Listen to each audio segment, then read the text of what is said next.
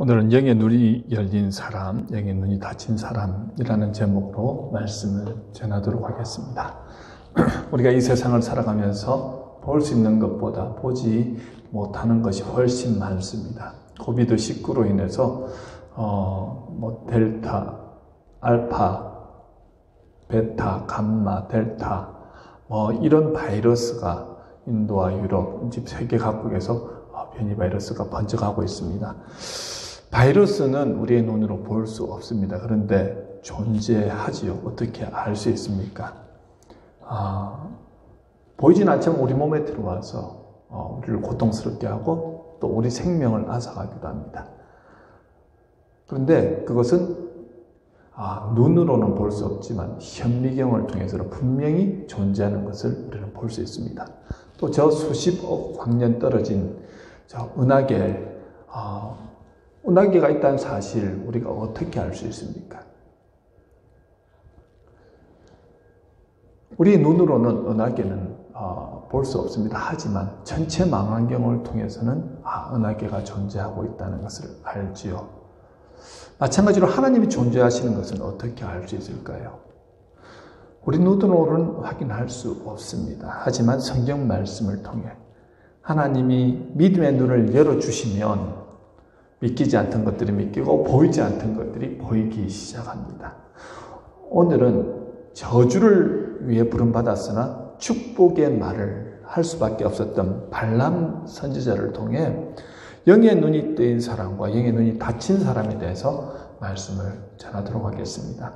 발람에 대한 이해를 돕기 위해서 오늘 본문의 내용을 살펴보기 전에 민수기 22장, 23장 내용을 잠시 살펴보도록 하겠습니다. 자, 출애굽한 후 이스라엘 백성들은 38년의 광야 생활을 통해서 숱한 고통과 어려움을 경험합니다. 비록 만나와 메추라기를 하나님께서 공급하여 주셨지만 그들은 여전히 먹을 것, 마실 것이 부족하였습니다. 구하기도 어려웠을 뿐만 아니라 이미 그곳에 터잡고 있었던 그 부족민들의 억압까지도 견뎌야 했습니다. 길이 막힐 때마다 그들은 먼 길로 외해야 했고 그때마다 백성들은 모세와 아론을 원망했습니다. 민수기 20장 5절을 보면요. 그들의 고통이 어느 정도인가 알 수 있습니다. 너희가 어찌하여 우리를 애굽에서 나오게 하여 이 나쁜 곳으로 인도하였느냐. 이곳에는 파종할 것이 없고 무화과도 없고 포도도 없고 석류도 없고 마실 물도 없도다. 자, 가까스로 위기를 넘겨도 또 다른 위기가 찾아오곤 했습니다. 그 여정 가운데 모세와 이스라엘 백성들은 요단 동쪽의 아모리 땅과 바산 땅을 점령하고 모압 평지에 진을 쳤습니다. 그곳에서 잠시 숨을 고른 후에 요단강을 건너 가나안 땅에 들어갈 생각이었습니다. 그런데 또 다른 위기가 찾아옵니다. 자기 땅을 침범당한 모압 왕 발락은 두려움에 사로잡혀서 이스라엘 그 땅에서 쫓아내고 싶어 합니다. 발락이라는 이름의 뜻은 약탈자라는 뜻입니다. 이 이름의 무색하게 그는 이스라엘 백성들이 모압 평지에서 진을 치고 있는 그 이유가 자신들을 공격하기 위함이라 생각했습니다. 모압 평지는요, 약 한 20km, 평방 20km 되는 굉장히 광활한 초원지대입니다. 그곳에 장정만 60만 명, 그리고 온 노약자, 어린이들까지 하면 200만 명의 사람들이 그곳에 진을 치고 있다고 생각해 보십시오. 얼마나 긴장이 되겠습니까? 사실 모압 족속은요, 아브라함의 조카 롯의 후손입니다. 이스라엘과 모압은 친척지간이지요. 그럼에도 발락이 실질적으로 두려워하는 이유는 단순히 이스라엘의 숫자가 많기 때문만은 아닙니다. 요단 동편 그 아모리 왕 시온은 그 전에 모압 왕을 치고 모압 땅이었던 그 아르논까지 빼앗았던 굉장히 강한 왕이었는데 그 아모리 왕 시온이 힘 한번 써보지 못하고 이 이스라엘 군대에게 패배했다는 거예요.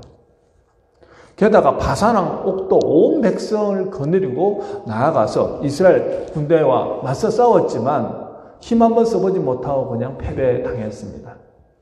이렇게 파죽지세로 치고 올라와 요단강 동쪽 모압 평지에 진을 치고 있으니 모압 발락은 두려울 수밖에 없었습니다. 주변의 도움도 기대하기 어려운 상황이었던지 모압 발락은 지푸라기라도 잡는 심정으로 이방 잡신의 예언자이자 요술사였던 발람에게 도움을 요청합니다. 자, 발람은요, 히브리 말로 이방인 혹은 탐닉자 혹은 백성을 망하게 하는 자라는 뜻입니다. 굉장히 좋은 뜻으로 쓸만한데 그렇지 않다는 거예요. 아마도 이 이름은 나중에 이스라엘 사람들에 의해서 붙여진 이름인 것 같습니다. 발람은 부돌에 머무르고 있었는데 이 부돌은 유프라테스 강 변에 위치한 그 도시로 교통과 무역의 요충지였습니다. 이러한 지리적 여건으로 그곳에는 잡다한 우상 숭배자들과 마술사들이 자연히 모여들었습니다. 발람은 그들 중에서도 굉장히 그 명성을 얻고 있었던 최고의 그런 명성을 얻고 있었습니다. 그래서인지 모압으로부터 약 650km 떨어져 있던 부돌까지 모압왕 발락이 수차례 사람을 보내 도움을 요청하게 된 것입니다. 모압왕 발락은 사신들을 보내면서 그에 대한 깊은 신뢰를 드러냅니다. 그러면서 자기에게 와서 좀 도와주십시오 말하지요. 민수기 22장 6절에 보면요. 그대가 복을 비는 자는 복을 받고 저주하는 자는 저주를 받을 줄을 내가 알미니라. 아마도 발람이 축복하는 자는 축복을 받았던 것 같아요. 그리고 저주하는 자는 반드시 저주를 받았다. 그것이 그 지경에 소문이 가득했고요. 사실은 모압왕 또 노렸던 것이 이 발람이 와서 이스라엘을 저주하면 우리는 힘쓰지 않고도 이스라엘을 우리는 이길 수 있다. 그런 생각을 했던 것 같아요. 자, 그렇게 해서 그런 신뢰감을 가지고 발람을 초청합니다. 자, 그 청을 들은 발람은 즉각 응답하지 않고요. 하나님의 계시를 기다립니다. 민수기 22장 8절에 보면 이렇습니다. 발람은 이 밤에 여기서 유숙하라. 여호와께서 내게 이르시는 대로 너희에게 대답하리라고 말하죠.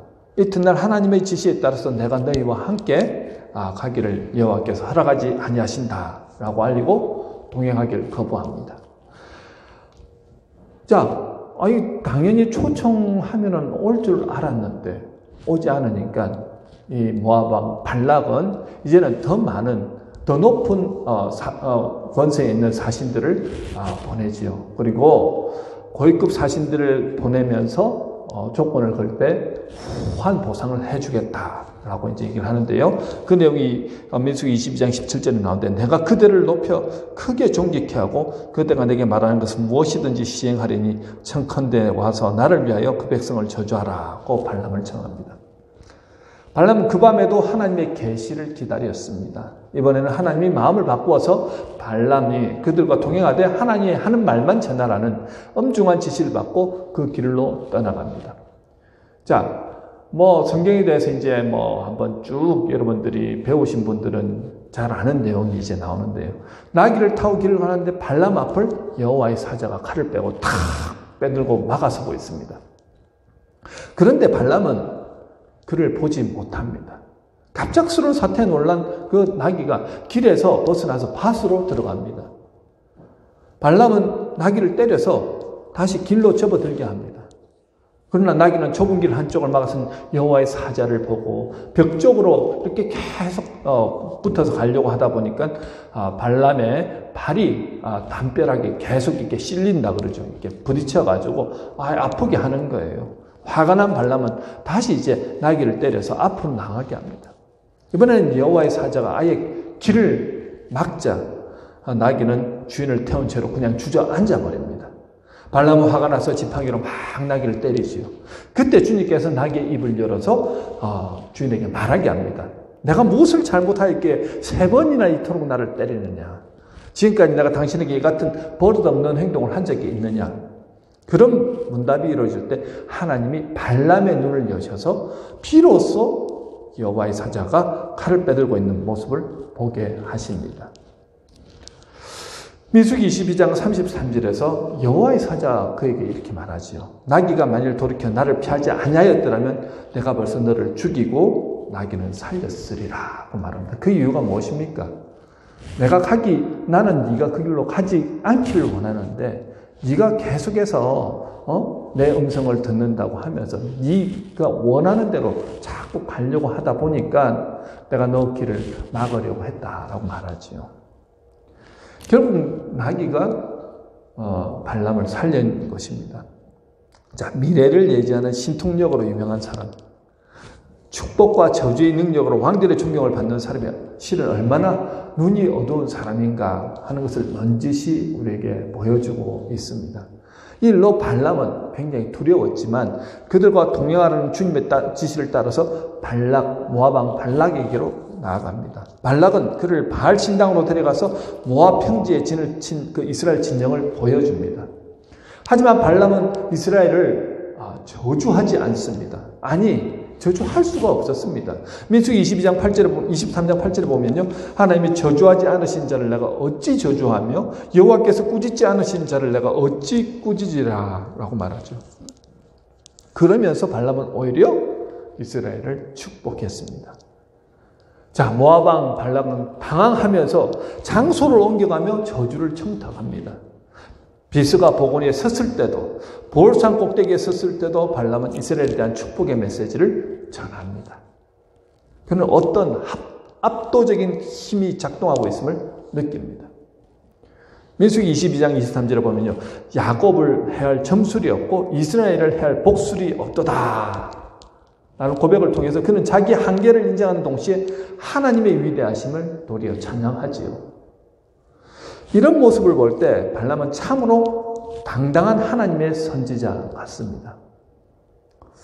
발락은 두 차례나 발람에게 이스라엘을 저주할 것을 요구했지만 발람은 두 번 다 그 요구를 물리치고 이스라엘 백성을 오히려 축복했습니다. 그리고 오늘 본문은요. 발락이 세 번째로 이스라엘을 저주해 줄 것을 요구했으나 발람이 세 번째에도 이스라엘을 축복하는 내용입니다. 자, 모압 왕 발락은 끝까지 발람을 통해서 이스라엘 백성의 저주를 선포하게 하고야 말겠다는 뜻을 굽히지 않았습니다. 그래서 그는 세 번째로 볼산 꼭대기로 그를 데리고 갔습니다. 하지만 그럴수록 오히려 발람은 하나님의 존재에 대해 더욱 확신하기에 이르렀습니다. 그는 자신이 이렇게 이스라엘 백성을 축복하는 것을 하나님께서 좋게 여기신다는 확신마저 들었습니다. 따라서 그는 전과 같이 더 이상 점수를 쓰지 않기로 합니다. 대신 그의 얼굴을 이스라엘 백성의 천막이 움집해 있는 광야를 향해 돌렸습니다. 그러자 하나님의 영이 그 위에 임했습니다. 발람을 보십시오. 그는 비록 이방인 예언가였고 더군다나 요술가였지만 하나님이 그를 쓰셨고 그 과정 가운데 하나님이 정말 대단한 분이라는 사실을 알아가기 시작했습니다. 이처럼 이스라엘 백성을 축복하면 하나님께서 기뻐하시는구나 라는 사실도 알았고 자신의 가장 큰 기득권이요 그 힘이라고 할 수 있는 점술마저도 그 순간 포기해버렸습니다. 그렇게 되자 그에게 하나님의 영이 임했습니다. 본문 3절 4절에서 그는 눈을 감았던 자라고 말하고 다시 눈을 뜬 자라고 말합니다. 무엇보다 하나님의 말씀을 듣는 자, 전능자의 환상을 보는 자라고 말하지요. 그 전까지만 해도 그는 인근의 누구보다 눈이 밝은 사람으로 인정받았습니다. 단순한 예언가나 요술가가 아니라 역사의 추세를 가장 예민하게 착각하는 지식인이었습니다. 그러나 그가 전능하신 분의 영이 임하고 난 뒤 자신의 눈이 어두운 사람인 것을 알았습니다. 발람의 모습과 다마스커스로 예수 믿는 이들을 잡으러 가던 사울의 모습이 겹쳐 보입니다. 환한 빛과 만났을 때 그동안 나는 안다, 나는 옳다 했던 사울의 자부심은 무너졌습니다. 그의 눈에 드리웠던 빛들은 그의 실존이 어둠이었음을 가시적으로 보여주는 상징이었습니다. 발람도 하나님의 영이 임하기 전에 점술과 사술을 써야 했습니다. 오늘 우리는 과연 영의 눈을 뜨고 살아가고 있습니까? 눈을 뜬 줄 알고 있지만 욕심과 이기심이란 비닐이 덮여 마땅히 보아야 할 것을 보지 못하고 있는 것은 아닌지요? 마땅히 들어야 할 하나님의 말씀보다 물거품 같은 그 정보의 바다를 떠다니느라 하늘의 소리는 놓치고 있지는 않으신지요? 저와 여러분은 세상을 달리 보는 사람들입니다. 하늘의 눈으로 세상을 볼 수 있을 때 비로소 우리는 일희일비하며 널뛰는 삶에서 벗어날 수 있습니다. 시련이 다가온다 해도 하나님의 꿈을 우리 꿈으로 삼고 산다면 하나님이 우리 안에서 그 꿈을 이루어내실 것입니다. 하나님 믿어지지 않는 것은 눈에 보이지 않고 귀에 들리지 않아서가 아닙니다. 영적인 눈이 뜨이지 않아서 믿어지지 않는 것입니다. 하나님을 모르겠다는 사람은 하나님만 모르는 것이 아닙니다. 무엇이 죄인지도 모르고 자신의 때가 어느 때인지도 모릅니다. 살기는 살아도 지금이 어느 때인지 모르는 사람이 참 많습니다. 자신이 어디서 와서 어디로 가는지도 모릅니다. 이 모든 것이 사실은 영적인 문제라는 거죠. 영안이 열리지 않아서 모른다는 것입니다. 하나님을 알지 못한 사람은 영적인 눈이 열리지 않아서 그렇습니다. 영적인 눈이 뜨이지 않았기 때문에 영적인 것과 관련된 것은 다 모르는 것이지요.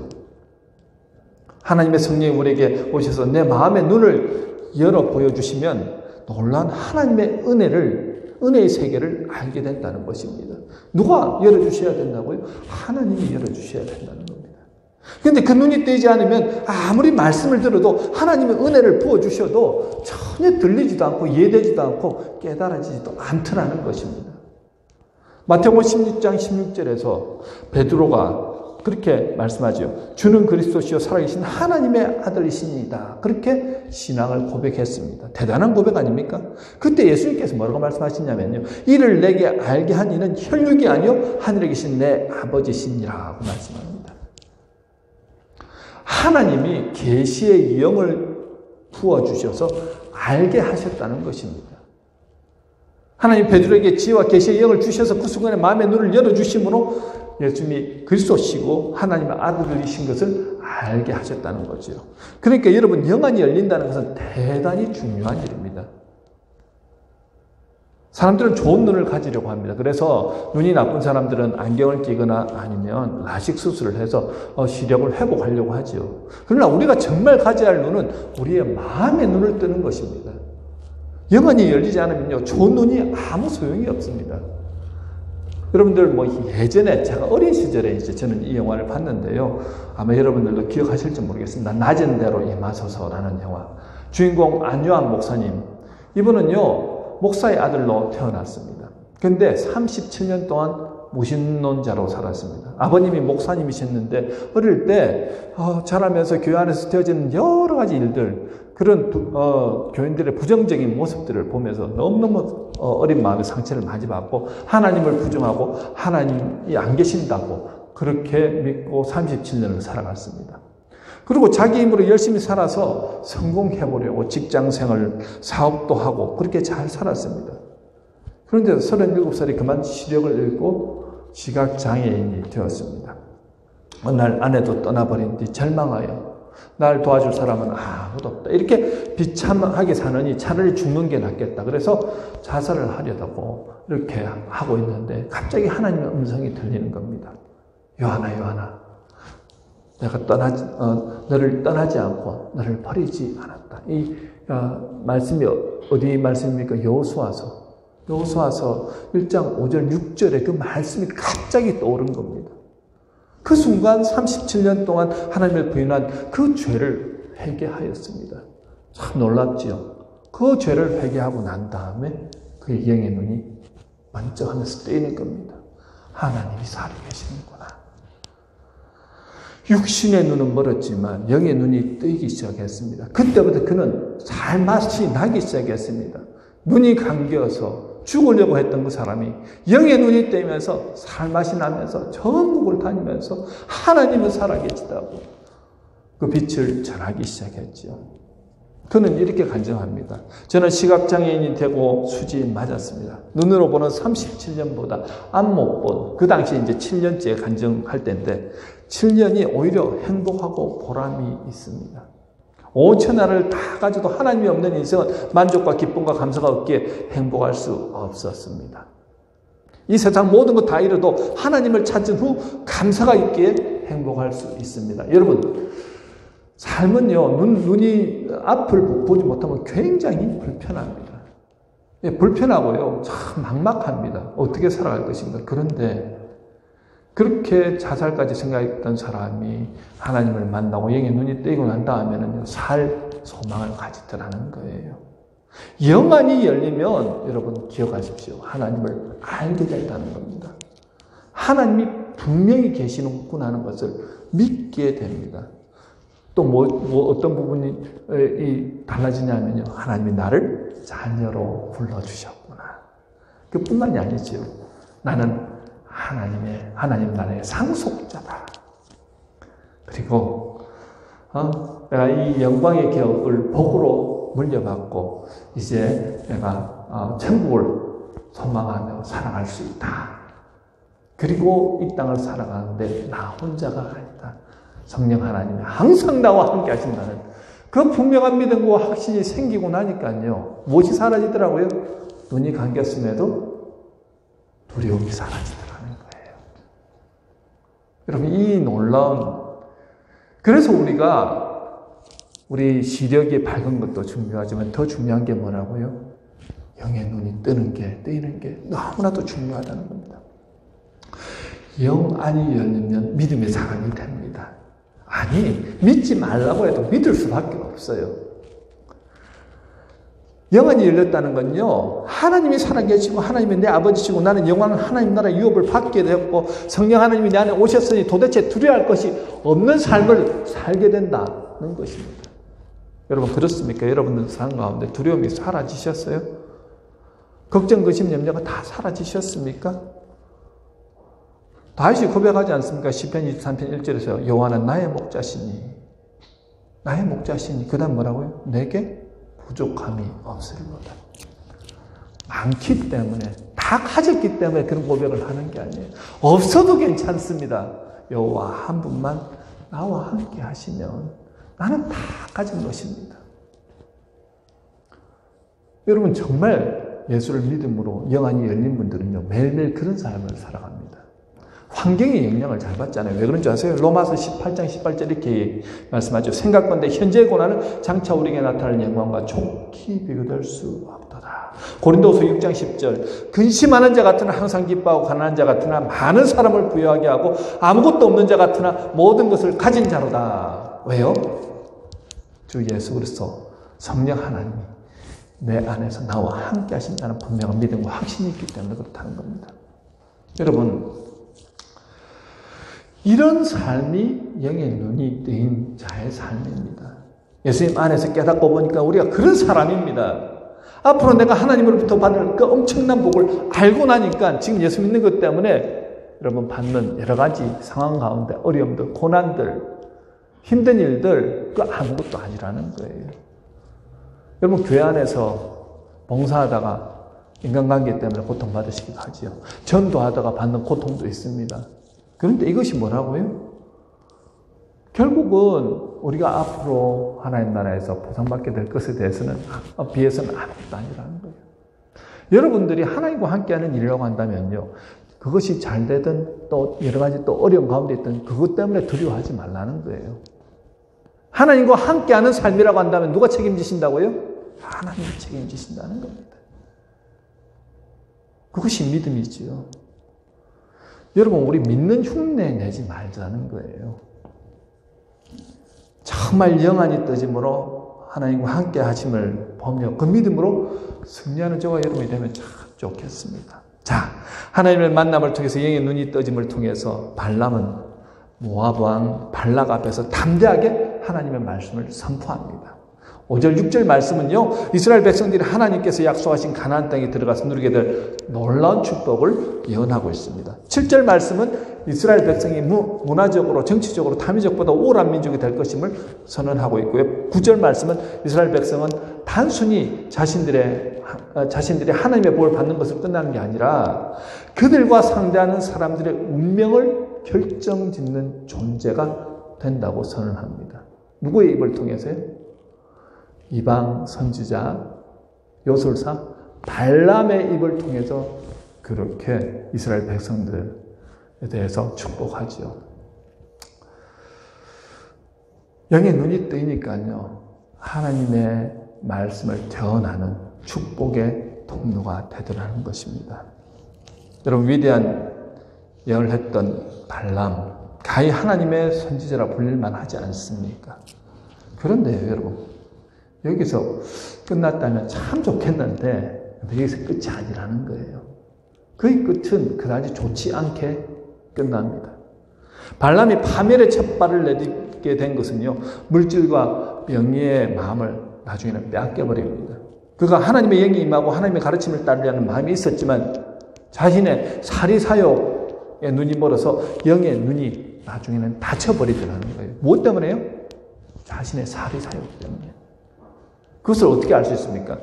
민수기 31장 16절에 보면 나오는데요. 보라, 이들이 발람의 꾀를 따라, 누구의 꾀를 따라서요? 발람의 꾀를 따라서 이스라엘 자손을 보레 사건에서 여호와 앞에 범죄하게 하여 여호와의 회중 가운데 연병이 일어나게 하였느니라. 자, 이 사건을 제가 다시 한번 자세히 말씀드리면 이렇습니다. 발락, 모압 발락의 요청에 이스라엘 저주하지 않았던 발람은 이스라엘의 가장 취약한 부분을 발락에게 말해줍니다. 그것이 무엇이냐면 민수기 25장에 나오는 바알보올의 사건인데요. 이스라엘 백성들이 시딤에 머물 때 모압 여자들과 음행한 일이 일어납니다. 사실 이스라엘 백성들은요, 광야 생활로 인해서 이 여인들이 단장품, 그러니까 뭐 화장을 한다든지 이렇게 이쁘게 꾸미고 그럴 어떤 그 여유가 없었지요. 예, 그러니까 뭐 단장품을 제거하고 정숙한 생활을 했는데 반해서 모압 여인들은 얼마나 이렇게 잘 꾸미고 이쁘게 하는지 여러분들도 뭐 화장술에 대한 것에 대해서는 얼마나 여러분들도 관심이 많으십니까? 화장을 한 것과 안 한 것의 차이가 엄청나다는 거 아시지요? 그러니까 이 이스라엘 남자들이 볼 때는 모압 여인들을 보니까 그 매력에 푹 빠졌습니다.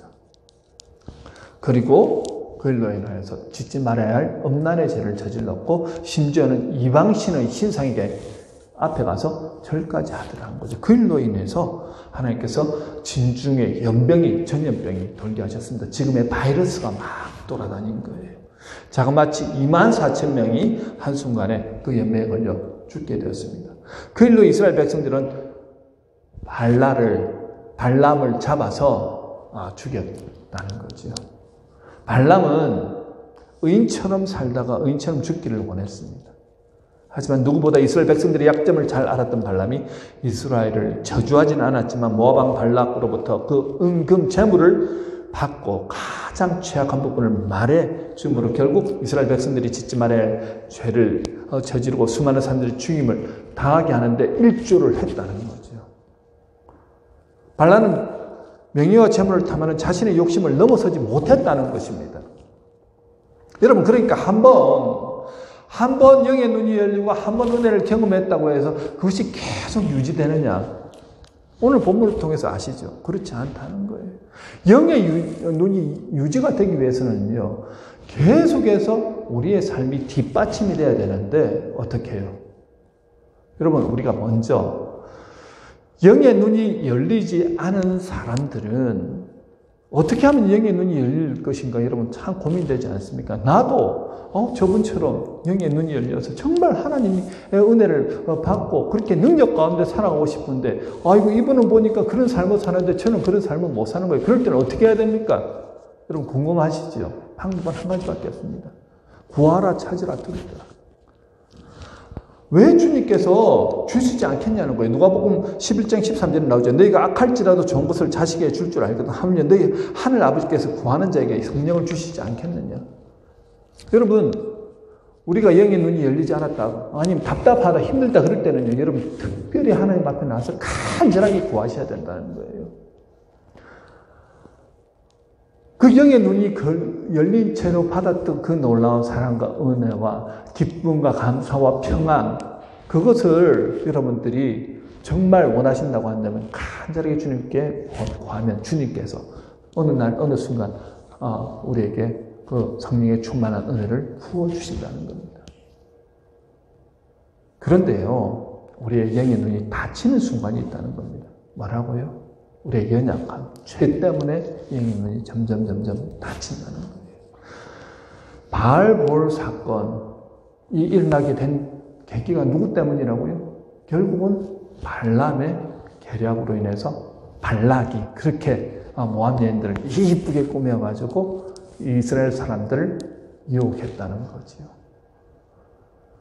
여러분, 죄가 들어오면요, 하나님의 백성은 그냥 세상과 보타하면서 그냥 살아도 아무런 영향력을 받지 않는데 그게 아니라는 겁니다. 죄 때문에 하나님의 백성으로서 능력 가운데 이 세상을 능히 승리하며 살아갈 수 있도록 우리는 부름받았는데 그 능력이 점점 힘을 잃고 사라지더라는 거예요. 영의 눈이 닫히니까 어떤 현상이 일어납니까? 두려움이 막 엄습합니다. 걱정, 근심, 염려가 생기지 않던 걱정, 근심, 염려가 생기고요. 뭘 어떻게 해야 될지 몰라서 좌로나 우로나 막 이렇게 좌지우지하는 모습을 보입니다. 만약에 여러분들이 그렇다고 한다면 여러분들 자신을 한번 잘 살펴보라는 거예요. 내가 성령 안에 가고 있는가? 내 영의 눈이 열렸는가? 내가 주님을 의지하면서 나아가는가? 여러분이 은혜 받았을 때는요, 세상 두려울 게 없었지 않습니까? 그런데 내가 죄 가운데 있을 때는요, 하나부터 열까지가 다 두렵습니다. 걱정, 근심, 염려로 가득 차 있습니다. 성향이 그래서 그렇다? 저도 제 인생을 들여다보았을 때 예전에 믿음이 없을 때는 좀 걱정, 근심, 염려가 앞섰던 사람이었던 것 같습니다. 그런데 그것이 왜 그랬는가 살펴보니까요, 제가 정말 믿음이 있었는가? 제가 정말 주 안에 거하면서 영안이 열리면서 정말 주님의 손 안에 거하며 살았는가를 바라봤을 때 그렇지 못했던 것 같아요. 세상과 못하면서 즐길 것 다 즐기고 저 가운데 살면서 하나님 도와달라고 했던 그 모습이 저 안에 있더라는 거죠. 여러분, 능력 가운데 하나님의 자녀로서 이 세상을 능히 이기며 살아가기를 원하시지 않습니까? 그렇기 때문에 우리 믿음의 사람들은요, 영의 눈이 닫히지 않도록 항상 깨어 있어야 된다는 거예요. 사탄은 어떻게 해요? 우리를 어떤 방식으로든 우리를 넘어뜨리려고 혈안이 되어 있다는 사실을 여러분 기억하시기 바랍니다. 이 한 주간 영안이 열리지 않아서 답답하신 분들은요, 영의 눈을 열어주시옵소서. 갈급한 심령으로 하나님 앞에 여러분 구하십시오. 그리고 정말 내 안에 뭔가 답답함이 있고 뭔가 걱정, 근심, 염려가 내 앞을 가로막고 있고 힘든 그 마음들이 계속 생길 때 여러분 그때는 회개의 자리로 나아가십시오. 회개한다는 건 다시는 그 자리로 돌아가지 않겠다는 것을 결단하는 자리입니다. 그럴 때 우리 안에 다시 성령의 충만한 은혜 역사, 그러면서 또 영의 눈이 열리면서 우리 안에 막혔던 그 모든 일이 뚫리는 놀라운 은혜를 여러분 경험하게 되실 것입니다. 하늘의 눈으로 세상을 볼 수 있고 하나님의 뜻대로 이 세상의 빛으로 소금으로 복이 되어 우리 주변 사람들의 복을 전하는 축복의 통로가 되실 수 있습니다. 이 한 주간은 영안이 열려 이 세상을 능히 이기고 하나님께 영광 올려드리시는 저와 여러분이 되시길 주님의 이름으로 축원합니다. 우리 다 같이 기도하겠습니다. 하나님, 참으로 감사합니다.